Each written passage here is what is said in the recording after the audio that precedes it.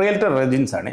പോരായ്മകൾ തുറന്നു പറയുന്ന റിയൽറ്ററിൻ്റെ ഒരു വിശ്വാസം വർദ്ധിപ്പിക്കും കസ്റ്റമേഴ്സിൻ്റെ ഇടയിൽ. അതെങ്ങനെയാണെന്ന് വെച്ച് കഴിഞ്ഞാൽ, സാധാരണ നമ്മളൊരു നാടൻ ഭാഷയിലൊക്കെ കേൾക്കാം, ഒരു പ്രോപ്പർട്ടി സെല്ല് ചെയ്യുന്നത് ഇത് അലുവാക്കഷം പൊരിക്കുന്ന പ്രോപ്പർട്ടിയാണ്, വളരെ നല്ല സൗകര്യമാണ്. അത് ഈ ഓണറെ, ഈ പറയുന്ന ബയ്യറെ അങ്ങോട്ട് പറഞ്ഞ് വിശ്വസിപ്പിക്കുകയാണ്. എന്നിട്ട് പല രീതിയിലും ഇത് കണ്ട് അവർക്ക് തന്നെ ചിലപ്പോൾ സമയത്ത് തോന്നും. കാരണം ഈ പറയുന്ന ബയ്യേഴ്സൊക്കെ ഇപ്പോൾ പല മീഡിയാസുകളൊക്കെ കേൾക്കുന്നത് മാറുകയാണ്, ആ പ്രോപ്പർട്ടിയെക്കുറിച്ച് അറിയുന്ന ആൾക്കാരുമാണ് വന്നിട്ട്.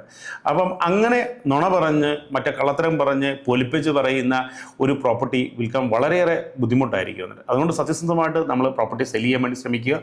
ഈ പ്രോപ്പർട്ടിയെക്കുറിച്ച് കാര്യങ്ങൾ കൂടുതൽ അറിഞ്ഞ ശേഷം മാത്രമേ നമ്മൾ സെല് ചെയ്യാനുള്ളൂ. ഇങ്ങനെ ഒരു വിശ്വാസം വർദ്ധിപ്പിച്ചെടുത്തു കഴിഞ്ഞാൽ തന്നെ കസ്റ്റമേഴ്സിന് അതിന് വളരെ നല്ല രീതിയിൽ ഹാൻഡിൽ ചെയ്യാൻ പറ്റും. ചില സ്ഥലം പറയാം, വഴികൾ വലിപ്പം കുറവായിരിക്കും, അല്ലെങ്കിൽ വീടിന് ഇത്ര പഴക്കമുണ്ട്, അല്ലെങ്കിൽ ബിൽഡിങ്ങിന് ചില പോരായ്മകളുണ്ട്, ഇങ്ങനെയൊക്കെ പറഞ്ഞ്, അതായത് നെഗറ്റീവ് ഉണ്ടെങ്കിൽ നെഗറ്റീവ് പറയുക, അല്ലാതെ അതിനെ മൂടി വെച്ചുകൊണ്ട് പറഞ്ഞു കഴിഞ്ഞാൽ നമുക്ക് വളരെയേറെ ബുദ്ധിമുട്ട് അതിന് മുന്നോട്ട് പോകുമ്പോൾ ഉണ്ടാക്കും.